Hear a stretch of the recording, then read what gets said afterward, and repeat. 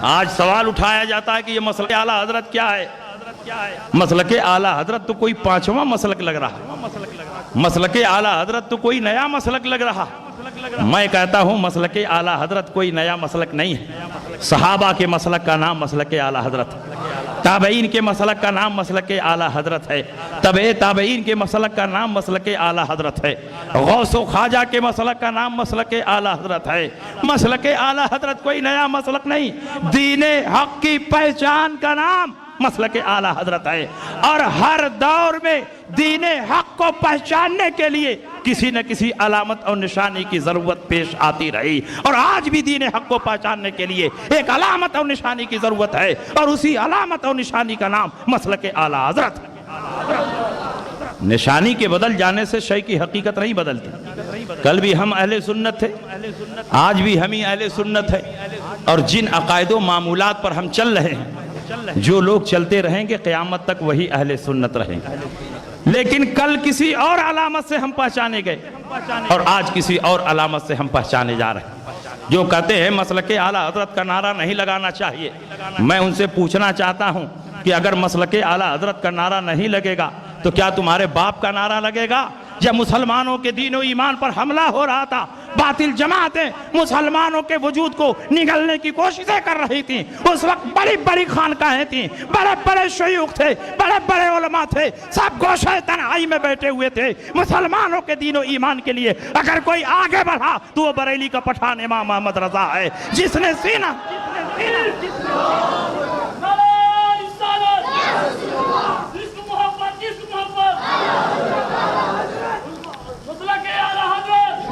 बैठ जाइए।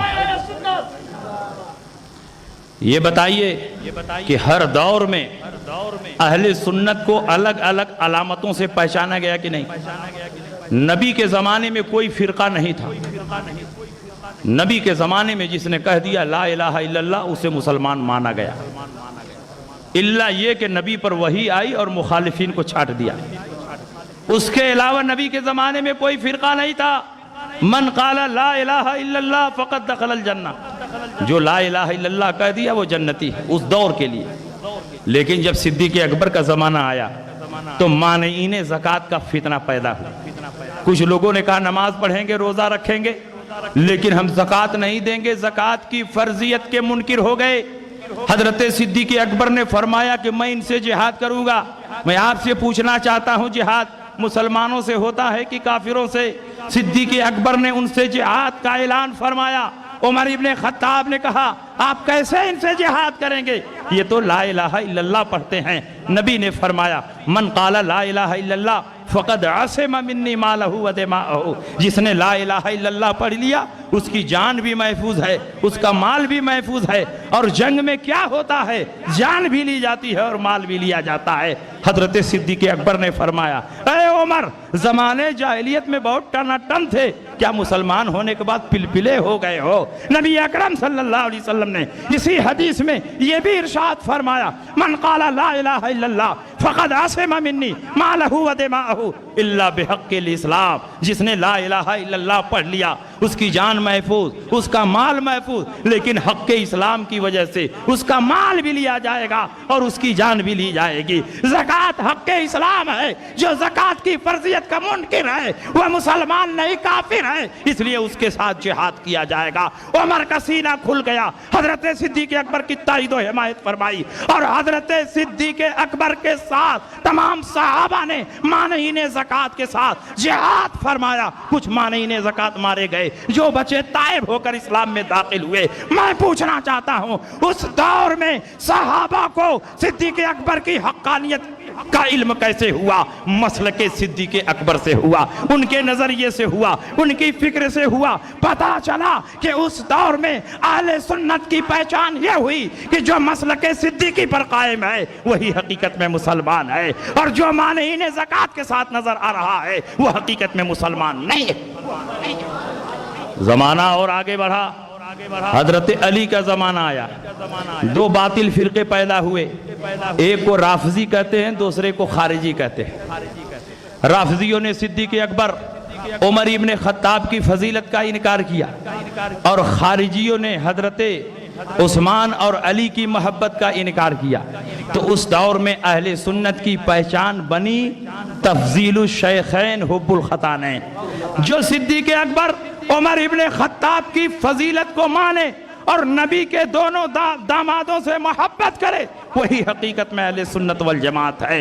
जो शैखैन की फजीलत का इनकार करे वो राफिजी है, और नबी के दोनों दामादों की मोहब्बत का इनकार करे तो वो खारिजी है। जो दोनों की फजीलत को भी माने, नबी के दामादों से मोहब्बत करे, वही हकीकत में अहले सुन्नत है। उस दौर में अहले सुन्नत की पहचान बनी तफजीलुल शैखैन हुब्बुल खतानैन। ज़माना और आगे बढ़ा, मुअतज़िला का ज़माना आया। मुअतज़िला एक बातिल फ़िरका है, बेशुमार बातिल अक़ायद व नज़रियात उसने दुनिया के सामने पेश किए। उन्हीं में से एक बातिल अक़ीदा ये भी है कि जैसे ज़मीन मखलूक है, आसमान मखलूक है, चाँद और सूरज मखलूक है, वादियों को सार मखलूक है, ठीक उसी तरह कुरान भी मखलूक है। परवरदिगार आलम ने मुअतज़िला के इस बातिल अक़ीदे की तरदीद के लिए हज़रत इमाम अहमद इब्न हम्बल को पैदा फरमाया। इमाम अहमद इब्न हम्बल ने दरबार शाही में खड़े होकर मुअतज़िला के खिलाफ कुफ्र का फतवा दिया। अल कुरान कलामुल्लाह गैर मखलूक, कुरान अल्लाह का कलाम है, मखलूक नहीं है। जो कुरान को मखलूक मानता है वो काफिर और मुर्तद है। उस दौर में ओरिजिनल मुसलमानों की पहचान ये हुई कि जो मसलक इमाम अहमद इब्न हम्बल पर कायम है वो सच्चा मुसलमान, और जो मुअतज़िला के खेमे में नजर आ रहा है वो झूठा मुसलमान। जमाना और आगे बढ़ा, अकबर का दौर आया। अकबर की जाहिल खोपड़ी में किसी ने ये बात डाल दी, हर 1000 साल के बाद एक नए दीन की ज़रूरत पड़ती है, एक नए मजहब की ज़रूरत पड़ती है। इस्लाम को 1000 साल बीत गए हैं, इसलिए अब नए दीन और नए मजहब की ज़रूरत है। अकबर ने तमाम मज़ाहिब का मुताला करने के बाद कुछ बातों को जमा किया, माजून मुरक्कब तैयार किया, दीन इलाही के नाम से दुनिया के सामने एक कुफरी दीन पेश कर दिया, और ताकत के जोर पर लोगों को दीन इलाही कबूल करने पर मजबूर किया। उस दौर में अकबर के इल्हाद और बेदीनी को कुचलने के लिए परवरदिगार आलम ने मुजद्दिद की हैसियत से हजरत मुजद्दिद अल-फ़िसानी को पैदा फरमाया। मुजद्दिद अल-फ़िसानी ने अकबर की आंखों में आंखें डालकर उसके बातिल अक़ायद व नज़रियात की धज्जियां उड़ा दी। उस दौर में ओरिजिनल मुसलमान की पहचान ये हुई, जो मसलक मुजद्दिद अल-फ़िसानी पर कायम है वह सच्चा मुसलमान, और जो अकबर के दीन इलाही को कबूल कर रहा है वो झूठा मुसलमान है। ज़माना और आगे बढ़ा, मुजद्दिद आज़म इमाम अहमद रज़ा का ज़माना आया। आपके ज़माने में एक दो बातिल फ़िरक़े नहीं थे, हज़ारों फितने थे, हज़ारों फ़िरक़े थे। वहाबियत का फितना, खारिजियत का फितना, नेचरियत का फितना, शमानियादियत का फितना, सुलह कुल्लियत का फितना, गैर मुक़ल्लिदियत का फितना, नदवियत का फितना। इन तमाम फितनों के मुकाबले में हद सिकंदरी बनकर इमाम अहमद रज़ा खड़े हो गए और ज़बान कलम के जरिए इन तमाम फितनों का कला कमा किया। उस दौर में आपके तजदीदी कारनामों को देखने के बाद दुनिया के मुसलमानों ने यह ऐलान कर दिया कि जो मसलक इमाम अहमद रज़ा पर कायम है वह सच्चा मुसलमान, और जो मुखालिफिन के साथ नजर आ रहा है वो झूठा मुसलमान। हर दौर में दीन हक को किसी न किसी अलामत के जरिए पहचाना गया, और आज भी उसी दीन हक को मसलक आला हज़रत के जरिए पहचाना जा रहा है। निशान के बदल जाने से, अलामत के बदल जाने से शय की हकीकत नहीं बदलती। कल भी हम ही अहले सुन्नत थे और आज भी हम ही अहले सुन्नत हैं।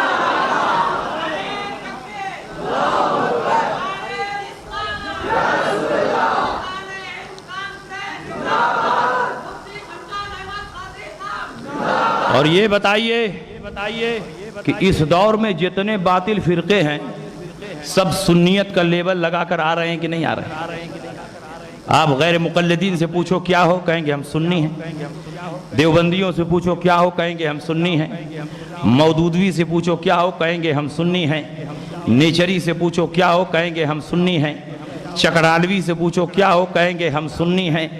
जितने बातिल फिरके पाए जा रहे हैं ये सब अपने आप को सुन्नी, बल्कि बाज तो वो हैं कि अपने आप को हनफी भी कह रहे हैं। और आपसे भी अगर पूछा जाए कि आप क्या हो तो आप कहोगे कि हम सुन्नी हैं, हनफी हैं। पता चला मार्केट में दो तरह के सुन्नी पाए जा रहे हैं, दो तरह के हनफी पाए जा रहे हैं। कुछ ओरिजिनल सुन्नी हैं और कुछ डुप्लीकेट सुन्नी हैं। इन ओरिजिनल सुन्नियों को बातिल सुन्नियों से, डुप्लीकेट सुन्नियों से कैसे पहचान हासिल होगी, कैसे इम्तियाज हासिल होगा? मसलक आला हजरत की रोशनी में हासिल होगा। उसको एक मिसाल के जरिए समझो।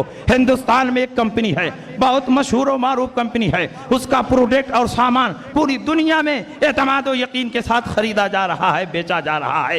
एक डुप्लीकेट कंपनी मार्केट में आ गई, डुप्लीकेट सामान बनाना शुरू किया और ओरिजिनल कंपनी का लेबल लगाकर डुप्लीकेट माल को पूरी दुनिया में फैलाना शुरू किया। ओरिजिनल कंपनी को बड़ा जबरदस्त नुकसान हुआ। ओरिजिनल कंपनी को जब मालूम हुआ कि हमारे ओरिजिनल लेबल को लगाकर डुप्लीकेट सामान फैलाया जा रहा है, तो अब बताओ कंपनी क्या करेगी? अपना नाम बदल देगी? नाम नहीं बदलेगी, बड़ी मुश्किलों से नाम कमाया है। वो टीवी पर आकर ऐलान करेगी, नक्कालों से सावधान, मेरी कंपनी के सामान को खरीदा जाए तो फला ट्रेडमार्क देकर खरीदा जाए, फला निशानी और अलामत को देकर खरीदा जाए। वो निशान मौजूद हो तो समझा जाए सामान ओरिजिनल है, और वो निशान मौजूद ना हो तो समझा जाए सामान डुप्लीकेट है। बिल्कुल इसी तरह अगर आज कोई तुम्हारे सामने आए और कहे हम सुन्नी हैं, हम हनफी हैं, हम कादरी हैं, हम चिश्ती हैं, हम नक्शबंदी हैं, हम सारवर्दी हैं, कहो सब कुछ हो, बताओ मसलक आला हजरत को मानते हो या नहीं? कहे मानता हूं तो समझ लो ओरिजिनल सुन्नी है, और अगर इनकार कर दे समझ लो डुप्लीकेट सुन्नी है। क्योंकि इस दौर में अहले सुन्नत की पहचान, अहले सुन्नत का नया ट्रेडमार्क मसलक आला हजरत है। अब जो भी आएगा मसलक आला हजरत की रोशनी में पहचाना।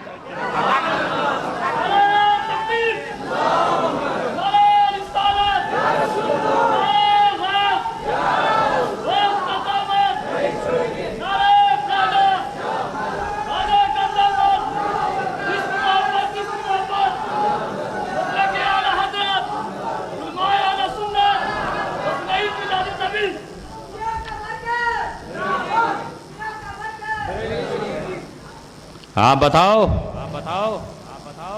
आला हजरत इमाम अहमद रजा को उन्हीं के दौर में मेयारे सुन्नियत मान लिया गया और उनकी मोहब्बत को सुन्नियत की अलामत बताया गया। हरमैन तैयबैन के बहुत बड़े आलिम हैं अल्लामा मगरिबी, उन्होंने फरमाया कि जब हमारे पास हिंदुस्तान के हाजी आते हैं और हमें ये जांचना होता है कि इसमें कौन सुन्नी है कौन सुन्नी नहीं है, तो हम उसके सामने आला हजरत का नाम लेते हैं, आला हजरत का तज़किरा करते हैं और उसके चेहरे को गौर से देखते हैं। अगर आला हजरत का नाम लेने से चेहरे पर खुशी जाहिर होती है, फ़अलिमना अन्नहु मिन अहली सुन्नत वल जमाआ, हम समझ जाते हैं कि यह अहले सुन्नत वल जमात से है। और अगर आला हजरत का नाम लेने से चेहरा बिगड़ जाता है, चेहरे पर नागवारी आ जाती है, फ़अलिमना अन्नहु मिन अहलिल बिदअ वद दलाला, हम समझ जाते हैं कि ये बिदअती और गुमराह है। हाज़ा हुवल मेयार इंदना, यही हमारे नज़दीक सुन्नियत को पहचानने का मेयार है। और अल्लामा सैयद अलवी मालिकी फरमाते हैं, नहनु नारिफुहु बितस्नीफ़ातिही व तालीफ़ातिही, हुब्बुहु अलामतुस सुन्निया व बुग़्ज़ुहु अलामतुल बिदअ, हम इमाम अहमद रजा को उनकी तस्नीफात और तालीफात के जरिए पहचानते हैं। उनसे मोहब्बत करना ये सुन्नी होने की अलामत है, और उनसे अदावत और दुश्मनी करना ये बिदअती और गुमराह होने की अलामत है। इमाम अहमद रजा कौन है? सुन्नियत की पहचान है। जिसके दिल में इमाम अहमद रजा की सच्ची मोहब्बत है, उसके दिल में रसूल पाक की सच्ची मोहब्बत है, और जिसके दिल में इमाम अहमद रजा की मोहब्बत नहीं, उसके दिल में हकीकत में रसूल पाक की मोहब्बत है। लेकिन मसलके आला हजरत की मुखालफत करने वाले वही हैं जो हलवा और गोबर को एक करना चाहते हैं, क्योंकि मसलके आला हजरत हक और बातिल के दरमियान खत्ते इम्तियाज। कुछ लोगों का नजरिया यह है कि किसी को काफिर न कहो, सारे कलमा गो मुसलमान हैं। वहाबी भी हक पर है, शिया भी हक पर है, देवबंदी भी हक पर है, राफजी भी हक पर है, चकड़ालवी भी हक पर है। जितने कलमा गो हैं सब हक पर हैं, हम किसी को काफिर नहीं कहेंगे। मैं कहता हूं जो तमाम कलमा गो को हक पर माने सबसे बड़ा गुमराह और बद्दीन वही है। इसलिए कि अगर महज कलमा की बुनियाद पर कोई मुसलमान होता तो सिद्दीक़ अकबर मानीन ज़कात से जिहाद न फरमाते। महज कलमा पढ़ लेने की बुनियाद पर कोई हक पर होता तो हजरत अली खारजियों के साथ जिहाद न फरमाते। महज कलमा पढ़ लेने की बुनियाद पर कोई मुसलमान होता, इमाम अहमद इब्न हम्बल मुअतज़िला के खिलाफ कुफ्र का फतवा न देते। महज कलमा पढ़ लेने की बुनियाद पर कोई हक पर होता तो मुजद्दिद अल-फ़िसानी अकबर के मानने बोलने वालों को काफिर और मुर्तद करार न देते। पता चला महज कलमा पढ़ लेना ये हक की दलील नहीं है। कलमा पढ़े और तमाम जरूरियात दीन को तस्लीम करे तो वो आदमी मुसलमान है, और जो कलमा पढ़े और जरूरियात दीन में से किसी बात का इनकार करे तो लाख नमाजें पढ़े, रोजा रखे, हकीकत में वो आदमी मुसलमान नहीं है। आप जरा गौर करो, जो ये नजरिया रखते हैं कि तमाम कलमा गो हक पर हैं, उनसे हमारा इख्तिलाफ फरूई है, बुनियादी नहीं है। मैं कहता हूं ये जाहिल नहीं अबू जहल है, ये इख्तिलाफ बुनियादी है। नबी अकरम सल्लल्लाहु अलैहि वसल्लम की ताजीम फर्ज ऐन है, जरूरियात दीन से, और नबी की तौहीन कुफ्र है। और जो आदमी नबी की तौहीन करे, ऐसा इल्म जो हुजूर अलैहिस्सलाम को हासिल है, ज़ैद अमर बकर खालिद, बल्कि जुमला बहाइम व हैवानात को हासिल है। नबी के इल्म पाक को चौपायों, रजील और हकीर चीजों से तशबीह देना ये नबी की तौहीन है, और नबी की तौहीन कुफ्र है। वक़द अजमअल उलमा अला अन्न मन शतमहु व कज़्ज़बहु औ आबहु औ तनक्कसहु फ़क़द कफ़र बिल्लाहि तआला व बानत मिन्हु इमरात हो।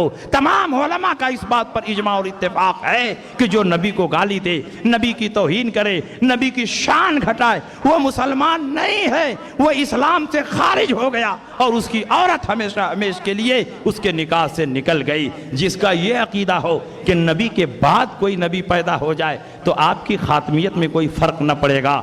जो नबी अकरम सल्लल्लाहु अलैहि वसल्लम को ज़माने के एतबार से ख़ातमुन नबी नहीं मानता, वो भी ज़रूरियात दीन का मुनकिर है। क्योंकि शिफा शरीफ में इमाम काजी अयाज फरमाते हैं, मल्लम यारिफ अन्ना मुहम्मदन सल्लल्लाहु अलैहि वसल्लम आखिरुल अंबिया फलैसा बिमुस्लिम लिअन्नहु मिन ज़रूरियात। जिसका यह अकीदा हो कि हुजूर आखिरी नबी नहीं है, वो हकीकत में मुसलमान नहीं, क्योंकि नबी को आखिरी नबी मानना ये ज़रूरियात दीन से।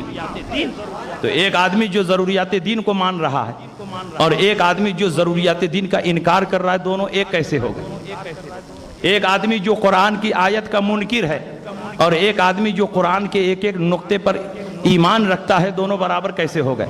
शियों का अकीदा है कि इमाम गायब आएंगे तो हजरत आयशा सिद्दीका पर बदकारी की हद लगाएंगे, जबकि आपको अच्छी तरह मालूम है कि कुरान अजीम में हजरत आयशा सिद्दीका की पाकी का ऐलान कर दिया गया, हजरत आयशा सिद्दीका की बरात का ऐलान कर दिया गया। तो जो आदमी हजरत आयशा सिद्दीका को बदकार मान रहा है, वो हकीकत में कुरान की आयत का मुनकिर है, और जो कुरान की आयत का मुनकिर और मुकज़्ज़िब हो वो हकीकत में मुसलमान नहीं। तो जिनका ये अकीदा हो कि हजरत आयशा बदकार हैं और हमारा ये अकीदा है कि हजरत आयशा पाक दामन हैं और उनकी तहारत कुरान की नस्से कतई से साबित है, तो दोनों का अकीदा एक नहीं हो सकता। इन दोनों अकीदा वालों में वो अकीदा कि हजरत आयशा बदकार हैं कुरान के खिलाफ है, इसलिए ये सराहतन कुफ्र है। ये दोनों एक कैसे हो गए? इसलिए जो हलवा और गोबर को एक करने की कोशिश कर रहा है वो हकीकत में मुबल्लिगे सुन्नियत नहीं है, मुबल्लिगे इस्लाम नहीं है, मुबल्लिगे कुफ्र दलालत है, मुबल्लिगे सुलह कुल्लियत है। और मसलके आला हजरत इन्हीं के बातिल अकीदे में वो ताबूत है कि पूरी ताकत के साथ इस ताबूत को खोलना चाहें, लेकिन मसलके आला हजरत इनको अपने मकसद में कामयाब नहीं होने देगा, नहीं होगा। मसलके आला हजरत इस दौर में मेयारे हक्कानियत है। आप जरा गौर करो, आला हजरत अजीमुल बरकत के मसलक की बड़ी मुखालफत हो रही है। मसलके आला हजरत का नारा नहीं लगना चाहिए, मसलके आला हजरत का नारा नहीं लगना चाहिए। इमाम अहमद रजा की जात वो है कि अभी आप पैदा नहीं हुए थे कि आपके पैदा होने से 170 साल पहले गुजरात की सरजमीन पर आपकी हक्कानियत का ऐलान हो गया और मसलके आला हजरत की हक्कानियत का ऐलान हो गया। उठाओ किताब, किताब का नाम है शहनशाह काठियावाड़। इसमें शहनशाह काठियावाड़ हजरत सैयद मोहम्मद साले शिराजी कादरी रहमतुल्लाह अलैह के हालात लिखे हुए हैं। गुजरात में एक जगह है राजकोट, राजकोट से 120 किलोमीटर की दूरी पर है कलारिया शरीफ। कलारिया शरीफ में उस दौर में एक बड़ी खानका थी, खानका है शिराजिया, और उसमें बहुत बड़े आलिम रब्बानी वली कामिल हजरत सैयद मोहम्मद सालेह शिराजी कादरी रहमतुल्लाह ताला अलैह रहा करते थे। दिन में किताब व सुन्नत का दर्स देते, रातों को मुसल्ले पर खड़े होकर जब इबादत करते तो पूरी पूरी रात अल्लाह की इबादत में सर्फ कर देते। एक दिन आप अपनी खानकाह में बैठकर बुखारी शरीफ का दर्स दे रहे हैं, बुखारी शरीफ पढ़ा रहे हैं, पढ़ाते पढ़ाते एक हदीस आई, आपने फरमाया इस हदीस से साबित होता है कि हुजूर अलैहिस्सलाम गैब जानते हैं। और फिर आपने इल्म गैब के मौजू पर बहुत सारी हदीसें पेश फरमाई। जब इल्म गैब के मौजू पर हदीसें पेश कर रहे थे, अचानक उनकी आंख लग गई, सर पकड़कर बैठ गए, चेहरे पर हुस्न मलाल तारी हुआ और कुछ ही देर के बाद चेहरा गुलाब के फूल की तरह खिला हुआ है। फरमाते हैं सुभान अल्लाह, माशा अल्लाह, अल्हम्दुलिल्लाह। तलबा ने कहा हुजूर मामला क्या है, हमें समझ में नहीं आया, आप तो बुखारी शरीफ पढ़ा रहे थे, इल्म गैब पर हदीसें पेश कर रहे थे, फिर अचानक सर पकड़ कर बैठ गए, आपके चेहरे पर हुस्न मलाल तारी हो गया, लेकिन कुछ ही देर के बाद चेहरा खिल गया और आप फरमा रहे हैं सुभान अल्लाह, माशा अल्लाह, अल्हम्दुलिल्लाह। तो सैयद मोहम्मद सालेह शिराजी फरमाते हैं कि जब इल्म गैब के मौजू पर हदीसें पेश कर रहा था, अचानक मेरी आंख लग गई, रब की बारगाह से मेरे कल्ब पर इल्हाम आया और उस इल्हाम में मुझे खबर दी गई कि अभी तो हिंदुस्तान की सरजमीन पर वो फिरका पैदा नहीं हुआ है जो नबी के गैब का मुनकिर हो, लेकिन कुछ सालों के बाद वो फिरका पैदा होगा जो नबी के गैब का मुनकिर होगा। जैसे ही ये खबर मुझे दी गई, मुझे बड़ा सदमा हुआ और सर पकड़कर बैठ गया। लेकिन कुछ ही देर के बाद एक दूसरा इल्हाम आया और खबर दी गई कि जब ये बातिल फिरका पैदा होगा तो परवरदिगार आलम उनकी सरकोबी के लिए एक बहुत बड़े आलिम रब्बानी को पैदा फरमाएगा। जब ये खबर दी गई तो मेरा चेहरा खिल गया और बरजस्ता मैं सुभान अल्लाह, माशा अल्लाह, अल्हम्दुलिल्लाह कहने लगा। अगर मैं चाहूं तो इसी मजलिस में मैं उनका नाम भी बता सकता हूं। तलबा ने कहा हुजूर तब बता ही दीजिए, देर किस बात की? कहा बता दूं? तलबा ने कहा हुजूर बता दीजिए। कहा वाकई बता दूं? तलबा ने कहा बता दीजिए। कहा वाकई बता दूं? तलबा ने कहा हुजूर जरूर बताइए। तो कहा तो कान खोल कर सुन लो, जब हिंदुस्तान की सरजमीन पर वहाबी फिरका पैदा होगा जो नबी के गैब का मुनकिर होगा तो परवरदिगार आलम अपने हबीब की उम्मत को यूं ही नहीं छोड़ देगा। उनकी इस्लाह के लिए, उनकी रहनुमाई के लिए और वहाबियों के रद्द के लिए बरेली की सरजमीन पर इमाम अहमद रजा को पैदा फरमाएगा। इमाम अहमद रजा पैदा होंगे और उनके बातिल अकायद व नजरियात की ताबूत में आखिरी कील ठोंक देंगे।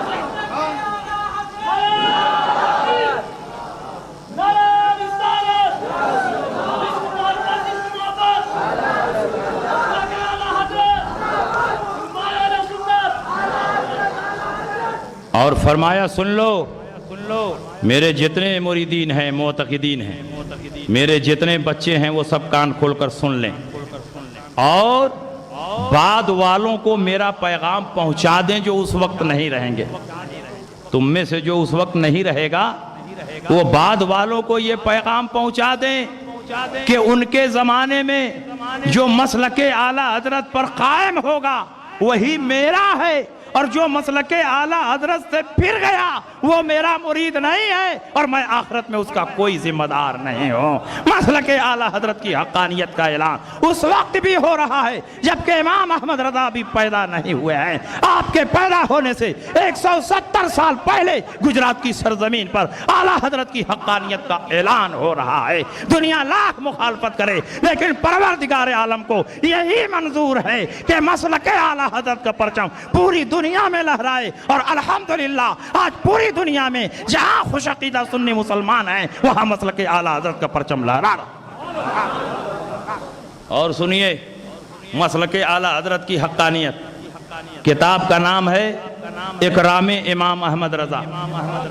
इस किताब के मुसन्निफ है हजरत मुफ्ती बुरहानुल हक साहब जबलपुरी अली रहमा।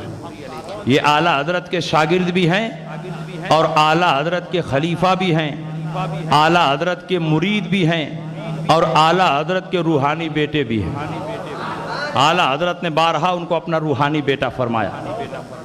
हजरत मुफ्ती बुरहानुल हक साहब आला हजरत अजीमुल बरकत के शहदाई थे।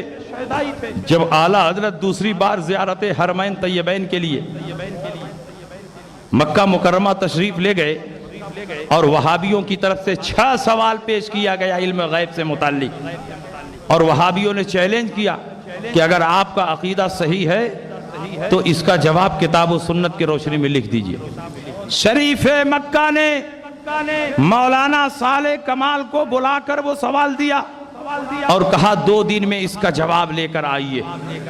हजरत मौलाना साले कमाल वो सवाल लेकर अपने घर गए और आप के घर पर शाम को मिलाद की महफिल हो रही थी और उसी महफिल में बहुत सारे उलमा बैठे हुए थे।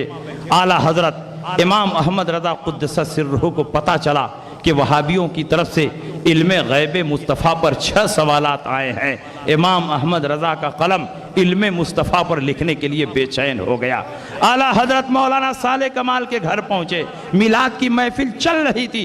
मौलाना साले कमाल ने आपका इस्तकबाल किया और कहा, हुजूर जब आप आ ही गए हैं तो कुछ देर तकरीर फरमा दीजिए। आला हजरत अजीमुल बरकत खड़े हुए और फसीह हो बलीग अरबी में मुसलसल 2 घंटे तक इल्म गैब के मौजू पर तकरीरें फरमाते रहे और बड़े बड़े उलमा झूम रहे थे। जब आला हजरत की तकरीर ख़त्म हुई तो मौलाना साले कमाल अलमारी खोलते हैं और सवालनामा निकालते हैं, आला हजरत की तरफ बढ़ाते हैं कि हुजूर इसका जवाब मैं लिखने ही जा रहा था, लेकिन आपसे बेहतर कौन जवाब लिख सकता है। जो तकरीर आपने फरमाई है उसी को लिख दें, जवाब तैयार हो जाएगा। आला हजरत ने फरमाया कि जब इल्म गैब मुस्तफ़ा पर अहमद रज़ा का कलम चलेगा तो पूरी तफसील के साथ लिखा जाएगा। उन्होंने कहा तफसील का मौका नहीं, टाइम बहुत कम है, 2 दिन के अंदर शरीफ मक्का के दरबार में ये किताब पेश करनी है। इमाम अहमद रज़ा ने कहा कि अहमद रज़ा के लिए 2 दिन बहुत है, चंद घंटे काफ़ी हैं। अल्लाह के फजल व करम से इल्म गैब मुस्तफ़ा पर एक ऐसी किताब लिखी जाएगी कि आज तक वहाबी उसका जवाब नहीं दे सके। आला हजरत अपनी क़यामगाह पर गए और आला हजरत ऐसे तैसे आलिम नहीं थे, बराबर उलमा का हुजूम, कोई मुरीद होने के लिए, कोई इजाज़त हदीस लेने के लिए, कोई इजाज़त फ़िक़्ह लेने के लिए, कोई ज़ियारत के लिए। अब ऐसे आलिम रब्बानी को टाइम कम मिले कि वो किताब लिखे, लेकिन उसी में से थोड़ा थोड़ा वक्त निकाल कर इमाम अहमद रज़ा ने लिखना शुरू किया।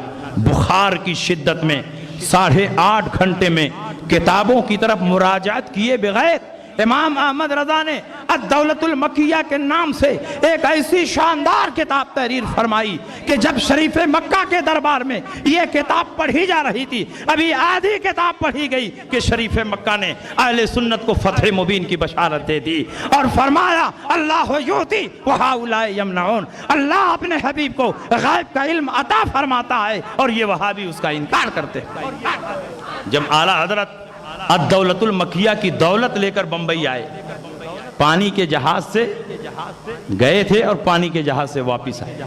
मुफ्ती बुरहानुल हक साहब आला हजरत का इस्तकबाल करने के लिए पहुंचे बंबई।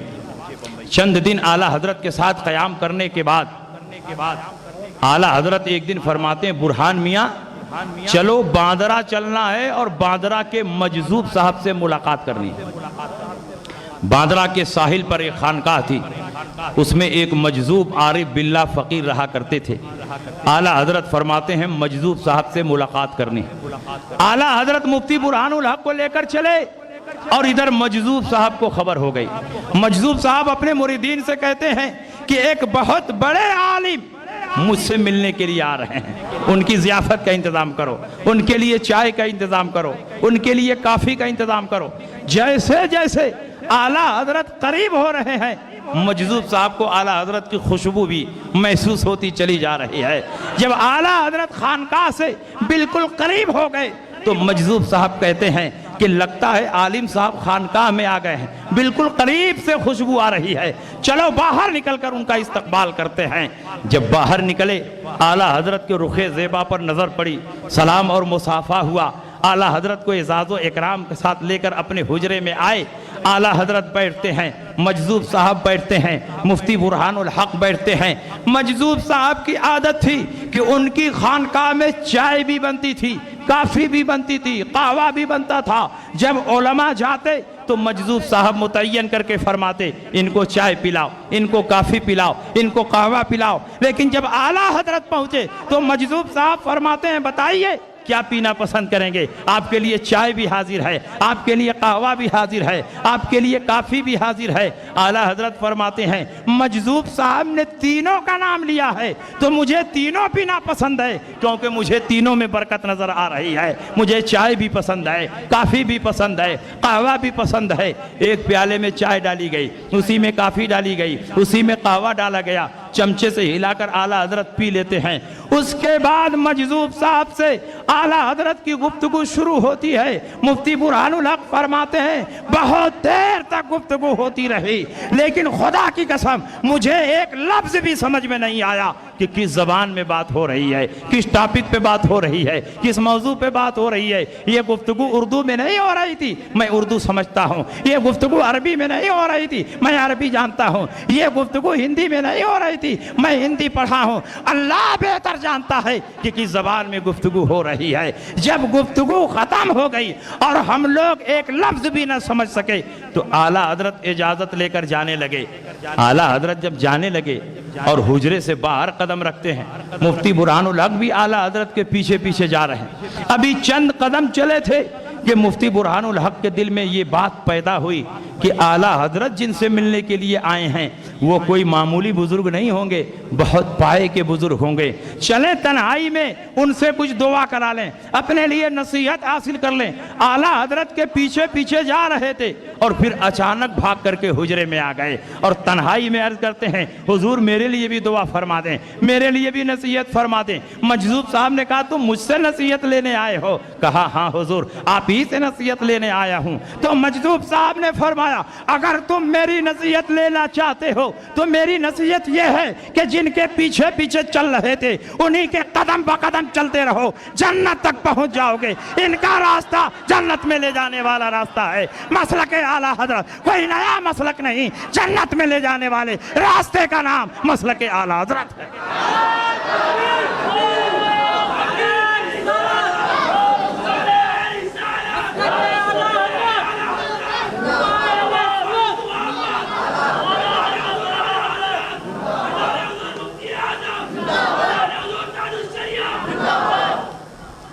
इसलिए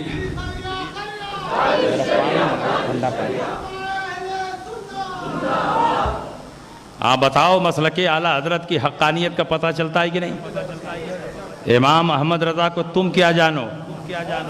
इमाम अहमद रजा की ज़ात वो है। नारे तकबीर, नारे रिसालत, नारे ज़ोर।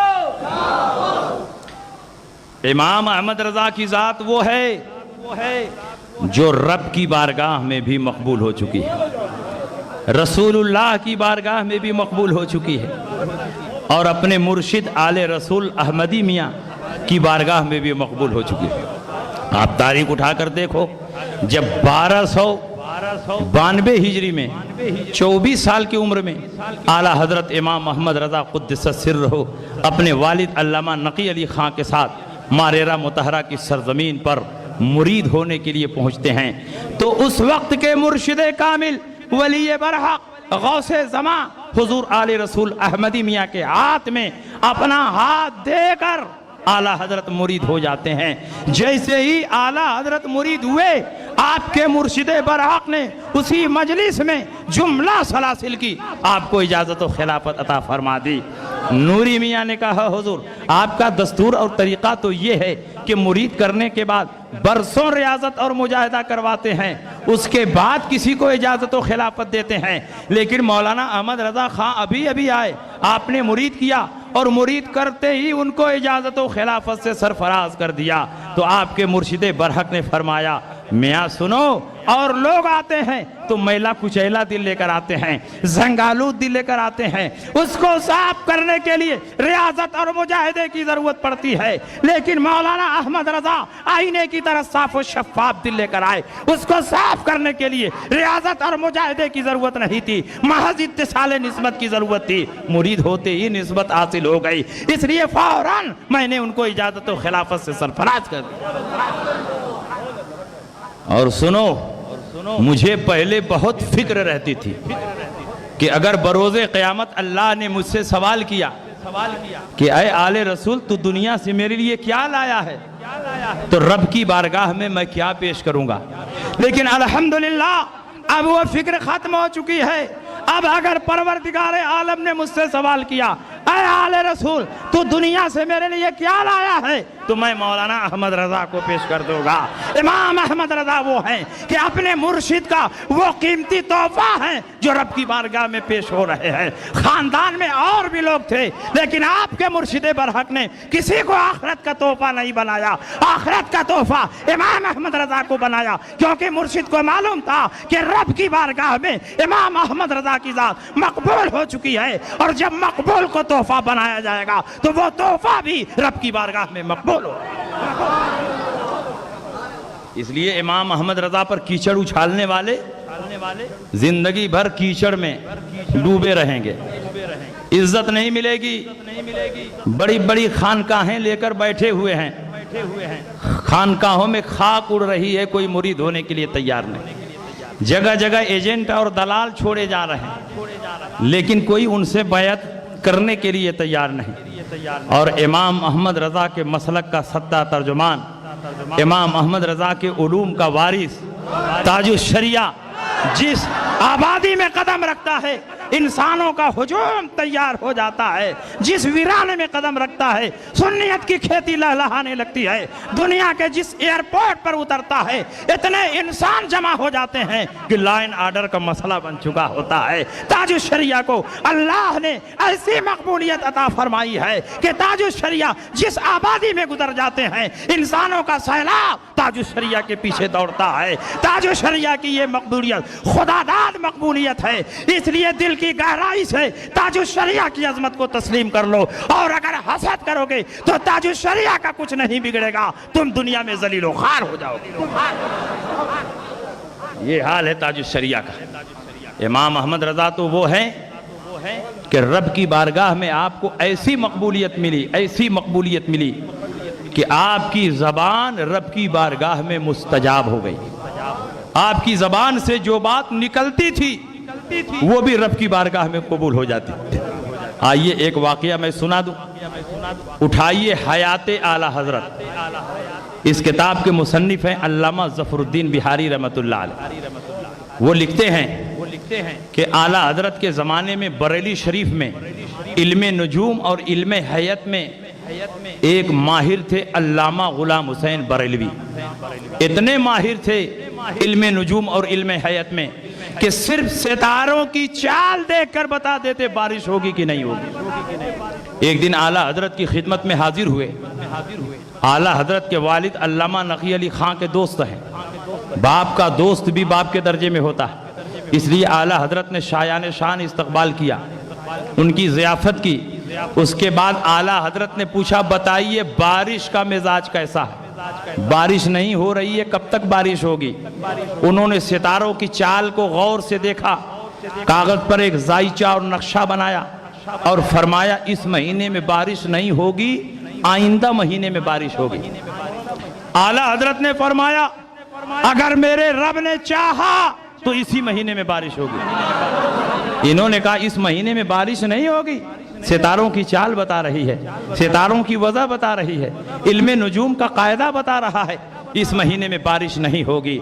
इमाम अहमद रजा फरमाते हैं रब ने चाहा तो इसी महीने में बारिश होगी। उन्होंने कहा आप सितारों की चाल नहीं देखते? आला हजरत फरमाते हैं मैं सितारों की चाल भी देख रहा हूँ और सितारों को पैदा करने वाले रब की कुदरत भी देख रहा हूँ। मेरे रब ने चाहा तो इसी महीने में बारिश होगी।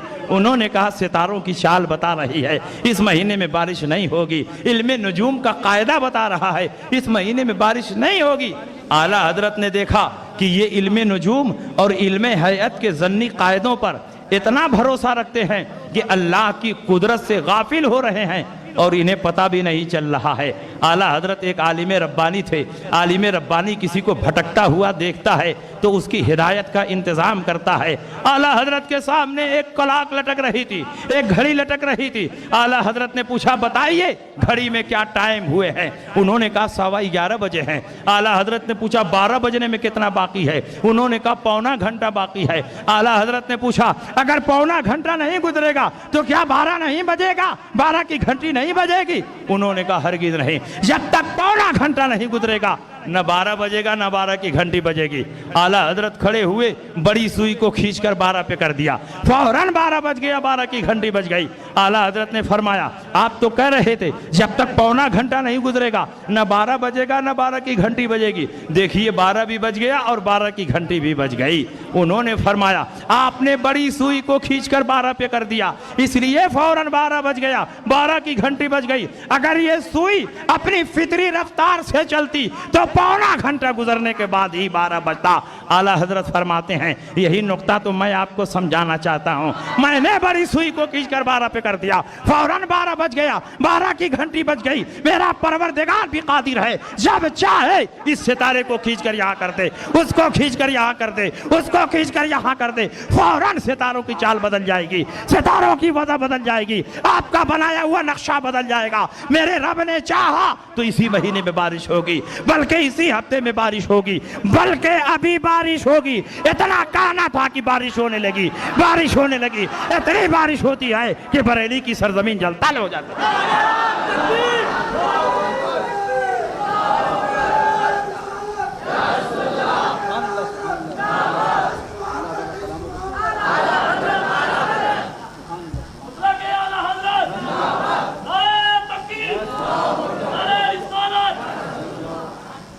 बताइए ये मसलके आला हजरत की हक्कानियत है कि नहीं?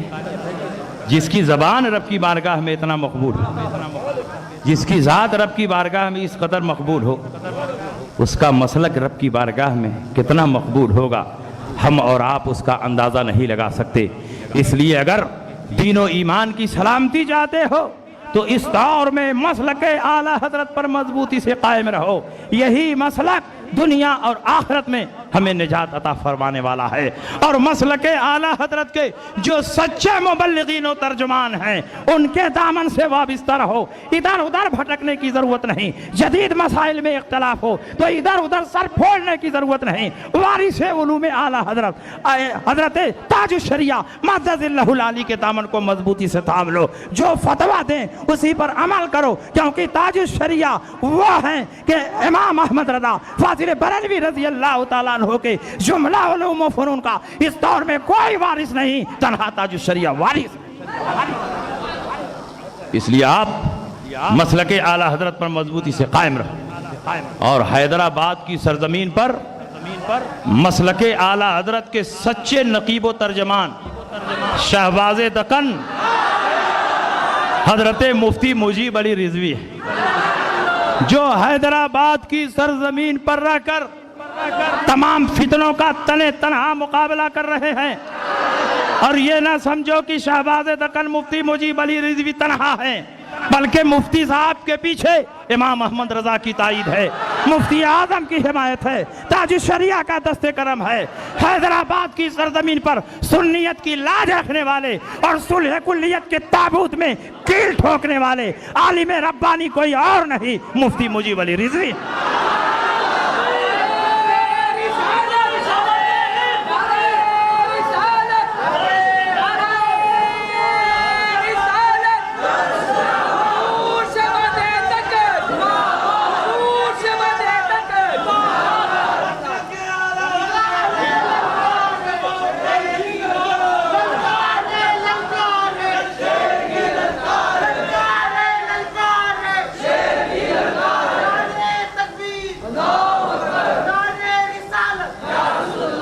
इसलिए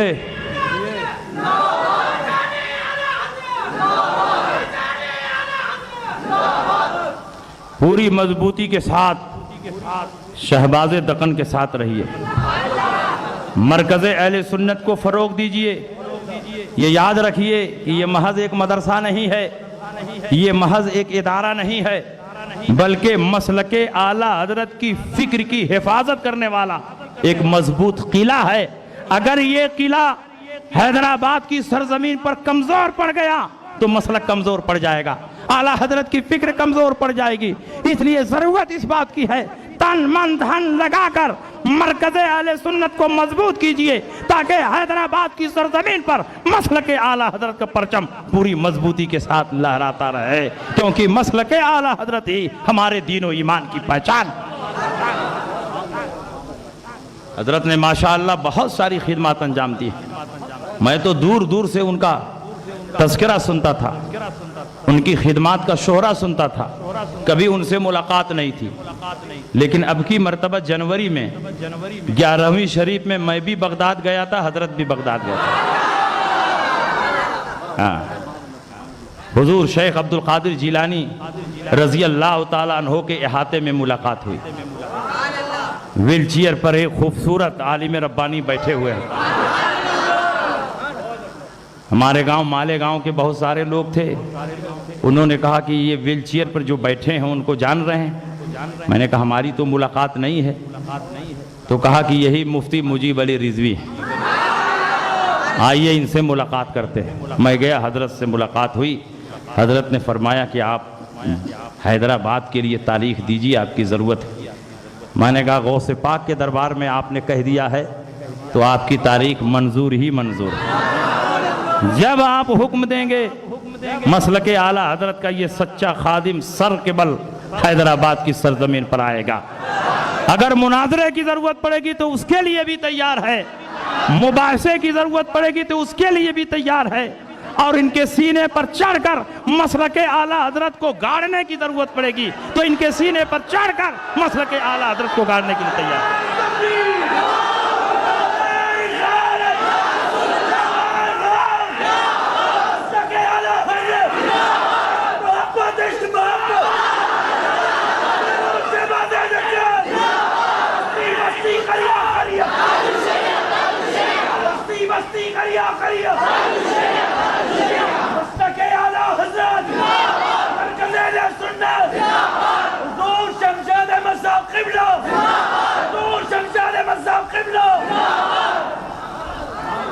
मसलके आला हजरत पर मजबूती से कायम रहो। और सिलसिले रिजविया को तुम क्या समझते हो? सिलसिले रिजविया वो है कि उसका शेख भी रसूल की बारगाह में मकबूल हो चुका है और उसका शजरा भी रसूल पाक की बारगाह में मकबूल हो चुका है। आइए एक बात याद आ गई, मैं सुना दूं, भूल जाऊंगा। हयाते आला हजरत में अल्लामा ज़फरुद्दीन बिहारी ने लिखा है कि एक बहुत बड़े आलिम थे मुंशी लताफत हुसैन मुरादाबादी। एक गैर मुक़ल्लिद से उनकी बहस हो गई। हर चंद उसको समझाते रहे, लेकिन गैर मुक़ल्लिद समझने के लिए तैयार नहीं हुआ। गधे को समझाना आसान है, गैर मुक़ल्लिदीन को समझाना मुश्किल है। समझाते रहे मगर समझने के लिए तैयार नहीं। तो मुंशी लताफत हुसैन मुरादाबादी को लगा कि शायद मैं ही नहीं समझा पा रहा, तो कहा कि तुम बरेली शरीफ चलो, तुम्हारे जितने सवालात हैं सब आला हजरत उसका जवाब देंगे और आने जाने का पूरा खर्च मैं दूंगा। उसने कहा मैं मौलवी अहमद रजा के पास नहीं जाऊंगा, और आला हजरत की शान में गुस्ताखी की। रात को जब वो गैर मुक़ल्लिद सोया तो एक ख्वाब देखता है कि एक दरिया है और इस पार से उस पार इसे जाना है, लेकिन कोई कश्ती नहीं है। कश्ती के लिए सरगर्दा है, भटक रहा है, कोई कश्ती नहीं मिल रही है। अचानक एक कश्ती आई, 2 आदमी उस पर सवार थे और इस पार से उस पार जाने लगे। इसने आवाज लगाई कि मुझे भी कश्ती में सवार कर लो, मैं भी उस पार जाना चाहता हूं। तो उन दोनों ने कहा कि हम तुमको नहीं बैठाएंगे क्योंकि तुम नजिस और नापाक हो। तो उसने सोचा या अल्लाह मैं नजिस और नापाक कैसे? मैं तो इतना बड़ा मुवहिद हूं कि अल्लाह के सिवा किसी को मानता भी नहीं, फिर भी मैं नजिस और नापाक कैसे? सुबह को जब उसकी नींद खुलती है तो परेशान, क्यों मुझको नजीस और नापाक कहा।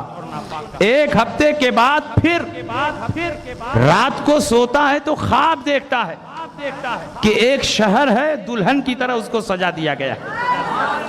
एक बहुत बड़ा गेट है, गेट के सामने दो दरबान खड़े हैं, मुसलमानों की लंबी लाइन है और एक एक करके मुसलमान उस गेट में दाखिल हो रहे हैं। जब गेट के पास पहुंचते हैं तो दरबान उनसे कुछ मांगता है, मांग करके देखता है और फिर कहता है अंदर चले जाओ, देखता है अंदर चले जाओ। जब इसका नंबर आया तो दरबान के पास इसने पूछा कि अंदर क्या है कि लोग जा रहे हैं। तो दरबानों ने कहा कि अंदर रसूल पाक का दरबार लगा हुआ है, लोग हुजूर की जियारत के लिए जा रहे हैं। तो उसने कहा मुझको भी अंदर जाने दो। तो दरबान ने कहा चिट्ठी लेकर आए हो? तो इसने कहा कैसी चिट्ठी, मैं तो कोई चिट्ठी लेकर नहीं आया। कहा जब चिट्ठी लेकर नहीं आए हो तो तुमको अंदर जाने की इजाजत नहीं। लेकिन गैर मुकल्लिद लड़ने लगा, कजबहसी करने लगा, नहीं मुझको अंदर जाना है, मैं भी अंदर जाके देखना चाहता हूं। दरबारों ने कहा अंदर नहीं जा सकते, जिसके पास चिट्ठी है वही अंदर जाएगा। कहा नहीं मैं तो जाऊंगा। कहा अच्छा झगड़ा मत करो, मैं अंदर जाकर हुजूर से पूछ लेता, अगर हुजूर की इजाजत होगी तो तुझे भी अंदर ले लिया जाएगा।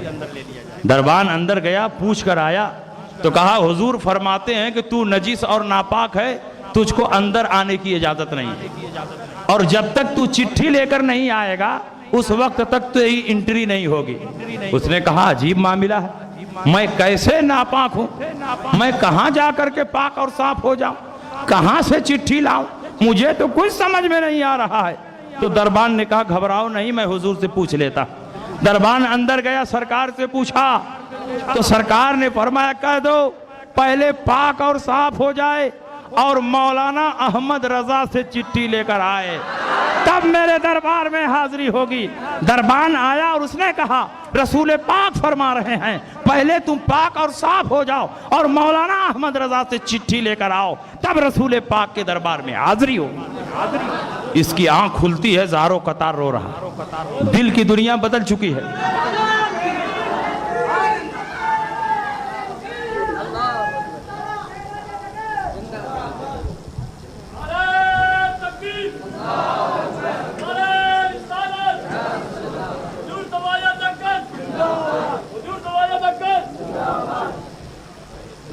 हिंदुस्तान जिंदाबाद, हिंदुस्तान जिंदाबाद, नारे तकबीर, नारे रिसालत।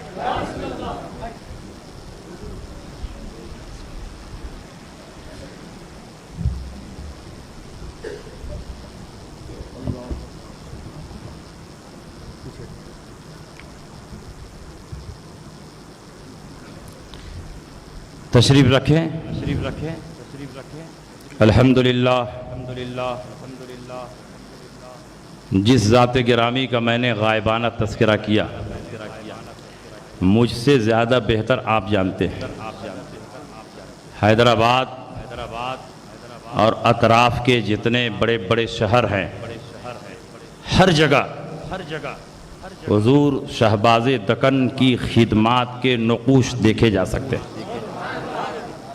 और आज दक्कन में मसलके आला हजरत का जो परचम लहरा रहा है, रिजवियत की जो नशरो इशाअत हो रही है, बद मजहबों का जो रद्द बलीग हो रहा है, और सुलह कुल्लियत का जो ऑपरेशन हो रहा है, ये कोई और नहीं कर रहा है, हुजूर मुफ्ती आज़म हिंद का खलीफा, उनके रूहानी फैज़ान और उनका इल्मी वारिस हुजूर शहबाज़ दक्कन की सरजमीन पर मुफ्ती आज़म के फैज़ो करामत से मसलके आला हजरत का परचम बुलंद कर रहे हैं। इसलिए इनके दामन को मजबूती से थामो, मरकज़े अहले सुन्नत को मजबूत करो, तो हैदराबाद की सरजमीन पर मसलके आला हजरत भी मजबूत होगा।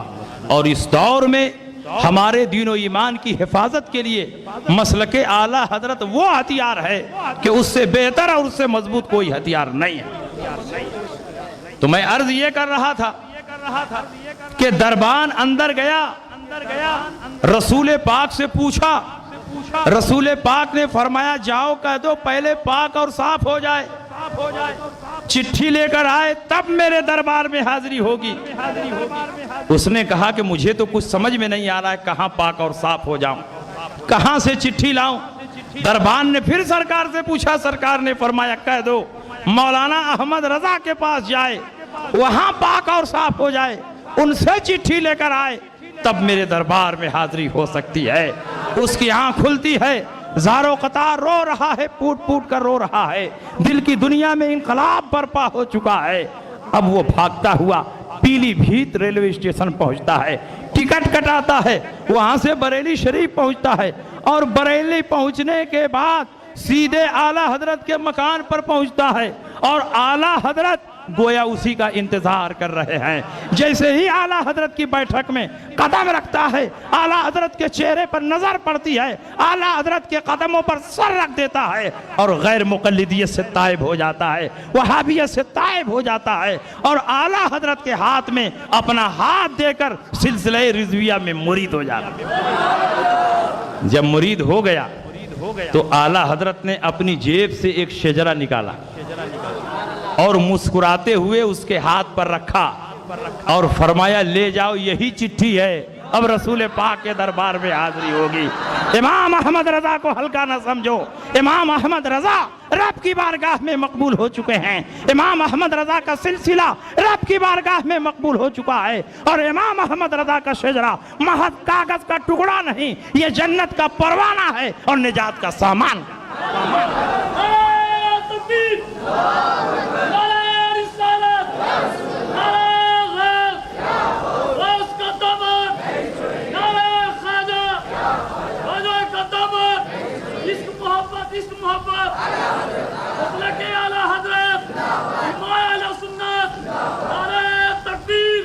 पूरी मजबूती से मसलके आला हजरत पर डटे रहो और मसलके आला हजरत का सबसे अहम पैगाम यह है कि दीन के दुश्मनों से दूरी इख्तियार करो। जो लोग हलवा और गोबर को एक करने की कोशिशें कर रहे हैं वो मुबल्लिगे सुलह कुल्लियत हैं, मुबल्लिगे सुन्नियत नहीं हैं। चाहे वो पाकिस्तान के रहने वाले हों, चाहे हैदराबाद के रहने वाले हों, ऐसे लोग जो तमाम कलमागों को मुसलमान समझते हैं वो एक दो नहीं बेशुमार कुफरियात में डूबे हुए हैं। हर कलमागो मुसलमान नहीं हो सकता, वही कलमागो मुसलमान होगा जो तमाम जरूरियात दीन से इत्तेफाक रखता हो। और कलमा पढ़ने के साथ अगर किसी भी जरूरी बात का इनकार हो गया तो अब कलमा पढ़ना उनके हक में मुफीद नहीं है।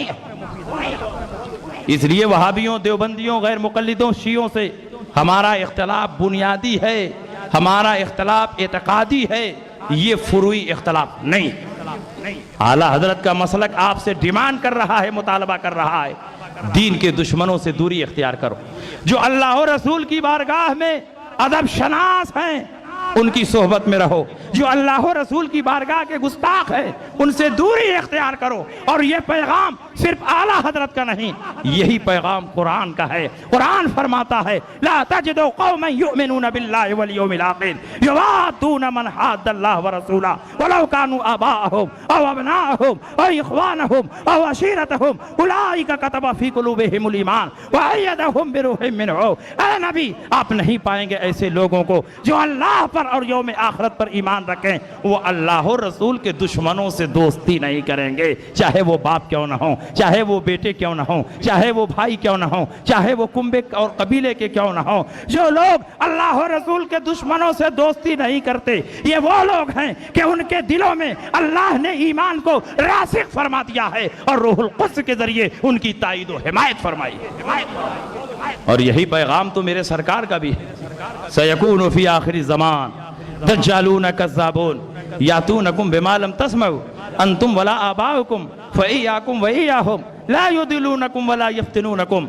आखिर ज़माने में कुछ झूठे और मक्कार पैदा होंगे जो ऐसी ऐसी बातें करेंगे जिनको न तुमने सुना न तुम्हारे आबाओ अजदाद ने सुना। इनसे दूर रहना, इनसे अलग रहना, कहीं ऐसा ना हो कि ये गुमराह कर दें और तुमको फितने में मुब्तला कर दें। नबी ने इनकी पहचान भी बता दी, ये नमाजें बहुत पढ़ेंगे, रोज़ा बहुत रखेंगे, कुरान की तिलावत बहुत करेंगे, अच्छे अच्छे काम बहुत करेंगे।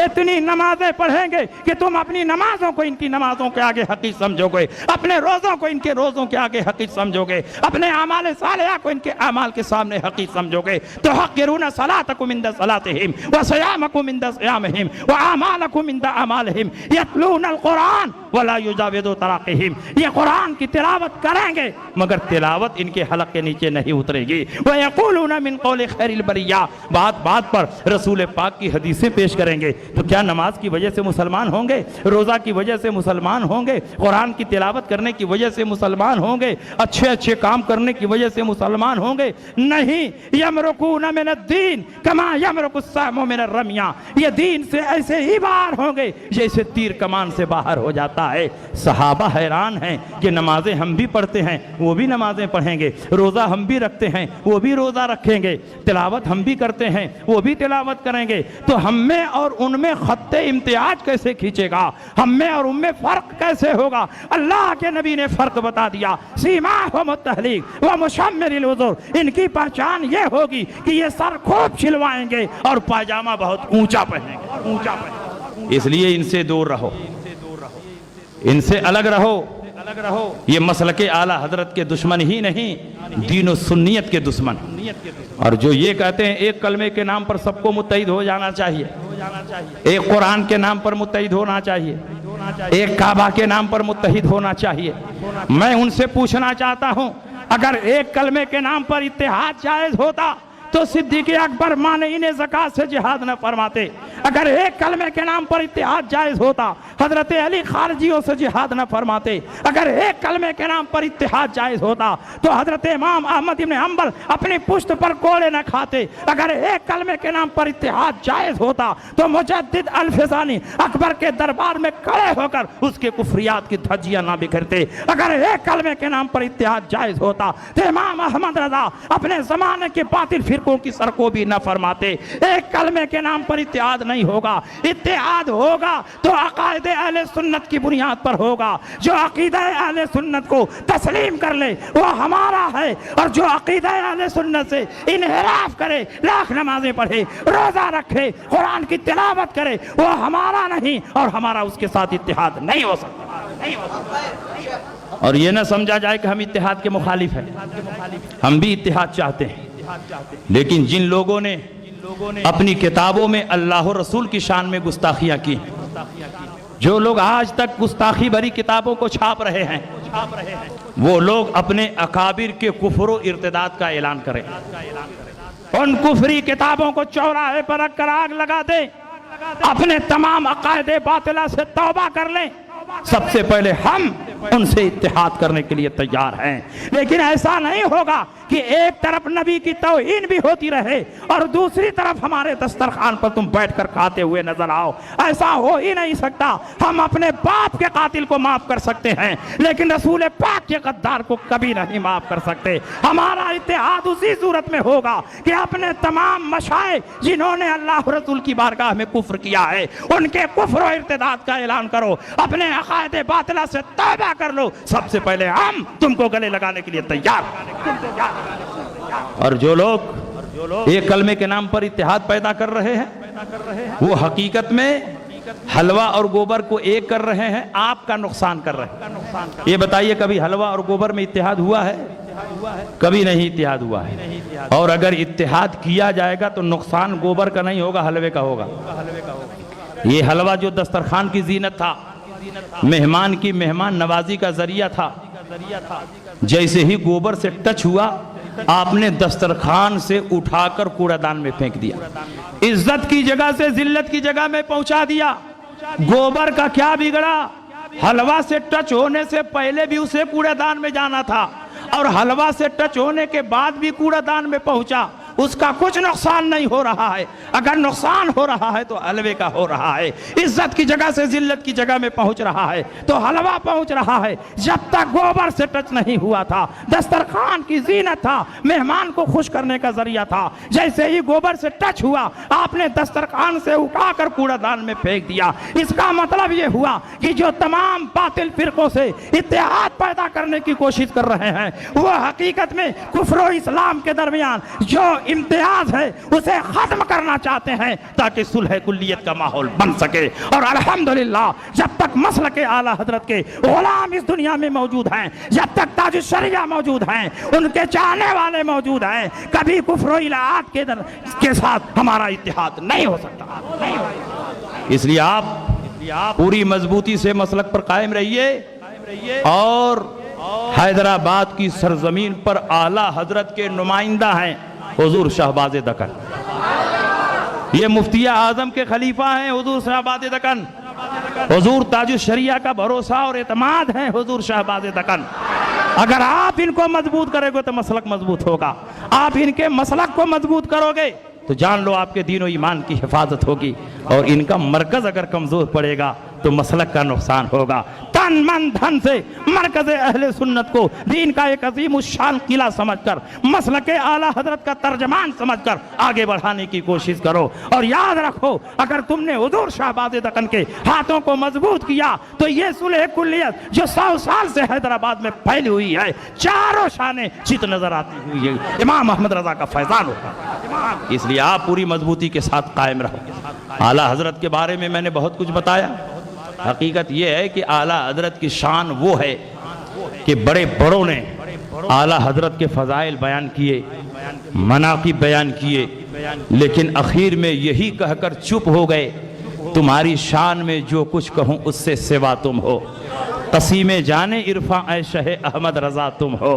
हजरत अल्लामा अब्दुल अली मेरठी जो आला हजरत के खलीफा हैं और जिन्होंने अफ्रीका की सरजमीन पर सबसे पहले मसलक आला हजरत का परचम बुलंद किया, दीन सुन्नियत का चिराग रोशन किया, ऐसे अफ्रीकी कालों को इस्लाम का कलमा पढ़ाया जो इस्लाम के बारे में नहीं जानते थे, जो लिबास की जगह दरख्तों के पत्ते टांग कर चला करते थे, ऐसे लोगों को इस्लाम का कलमा पढ़ाकर महज़ब इस्लाम, महज़ब मुसलमान बनाया है। अल्लामा अब्दुल अली मेरठी जब हज के लिए गए, हज से वापिस आ रहे हैं तो आला हजरत की शान में एक मनकबत लिखकर ला रहे हैं और बरेली शरीफ पहुंचकर महज़र उलमा में आला हजरत की ये मनकबत आला हजरत को सुना रहे हैं। आला हजरत बहुत खुश हुए।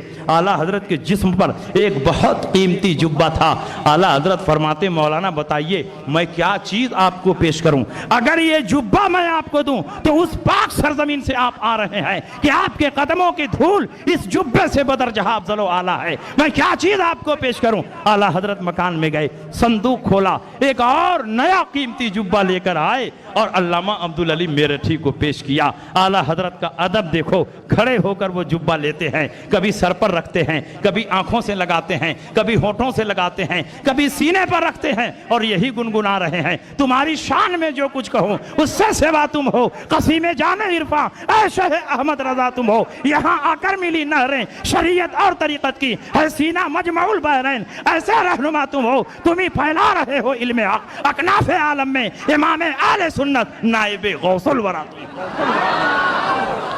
इसलिए आप मसलक पर मजबूती से कायम रहो, दीन के दुश्मनों से दूरी इख्तियार करो। वहाबी, देवबंदी, गैर मुकल्ली, शिया, खोजा, बोहरा, ये जितने भी ज़रूरियात दीन के मुनकिर हैं, इनसे हमारा इत्तेहाद कभी नहीं हो सकता है। यही कुरान का पैगाम है, यही रसूलुल्लाह का पैगाम है और यही इमाम अहमद रज़ा का पैगाम है। इमाम अहमद रज़ा पूरी ज़िंदगी यही दर्स देते रहे, दुश्मने अहमद पे शिद्दत कीजिए, मुल्हिदों की क्या मुरव्वत कीजिए, गैज़ में जल जाएं बेदीनों के दिल, या रसूल अल्लाह की कसरत कीजिए चर्चा उन्हीं का सुबह शाम, जाने काफिर पर क़यामत कीजिए, मिसले फारी ज़लज़ले हो नजद में ज़िक्र आयात विलादत कीजिए, शिर्क ठहरे जिसमें ताज़ीम हबीब, उस बुरे मजहब पे लानत कीजिए, लानत। बस इन्हीं बातों के साथ मैं तकरीर ख़त्म कर रहा हूँ और मैं चाहूँगा कि हुजूर शहबाज दक्कन अपने मुख्तसर कलिमात के ज़रिए मेरी तकरीर की तायीद व हिमायत फरमाएं। और इसमें कोई कमी रह गई है तो उसकी इस्लाह भी फरमा दें। और आपसे मैं वादा लेना चाहता हूं कि बताओ मसलके आला हजरत पर मजबूती से डटे रहोगे कि नहीं? सुलह कुल्लियों से दूर रहोगे कि नहीं रहोगे? जो हलवा और गोबर को एक करना चाहते हैं उनसे किसी किस्म का तुम्हारा कोई ताल्लुक नहीं हो सकता। ऐसा हो ही नहीं सकता कि नबी के दुश्मन से एक मुसलमान का इत्तेहाद हो जाए। मुसलमान तो सिर्फ अल्लाह और रसूल के जानिसारों से इत्तेहाद करता है, अल्लाह और रसूल के गुस्ताखों से हमारा कोई इत्तेहाद नहीं होगा। मसलक के हवाले से बड़ी तफसील के साथ हमने आपके सामने गुफ्तगू कर दी है। हुजूर शहबाज दक्कन से मैं गुजारिश करता हूँ कि आप मेरी बातों की ताईद व हिमायत फरमा दें और उसकी इस्लाह भी फरमा दें और लोगों को नसीहत भी फरमा दें ताकि लोग मसलके आला हजरत पर डटे रहें। वाखिर दावाना अल्हम्दुलिल्लाह रब्बिल आलमीन। लहद में इश्क़ रुखे शह का दाग लेके चले, अंधेरी रात सुनी थी चिराग लेके चले, तेरे गुलामों का नक्शे कदम है राह खुदा, वो क्या बहक सके जो ये सुराग लेके चले।